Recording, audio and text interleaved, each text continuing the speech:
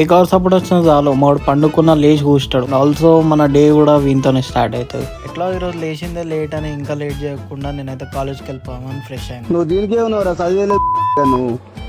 Late లేచినా అని ఇంకా లేట్ చేయకుండా కాలేజ్ పోతే అక్కడ కాలేజ్లో పెద్ద సీనే అయింది. కాలేజ్ దగ్గర చిన్న ప్రొటెస్ట్ అవుతుందని నేను ఇంకా ఒక్క నిమిషం కూడా ఉండకుండా వచ్చేసిన, కానీ నేను అది చూపించలేను.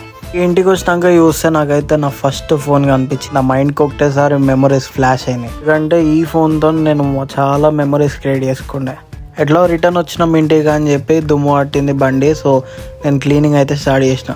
బండి క్లీన్ చేసి ఎప్పుడో ఒకసారి అయినా గట్టిగా క్లీన్ చేస్తే అది షైన్ అనేది చాలా రోజుల వరకు ఉండేటట్టు క్లీన్ చేస్తా. 1 అయిపోయినాక మధ్యాహ్నం చేసేసరికి వెదర్ అయితే మళ్ళీ క్లౌడీ అయిపోయింది. ఇన్ఫాక్ట్ అప్పుడే బట్టలు కూడా ఆరేసిండే.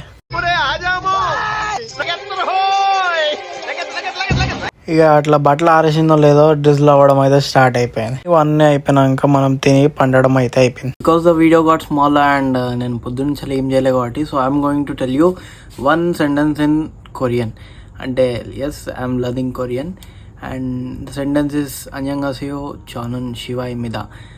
So try to translate it and use AI or something, whatever you can, and just tell me in the comment section and do follow for more videos like this.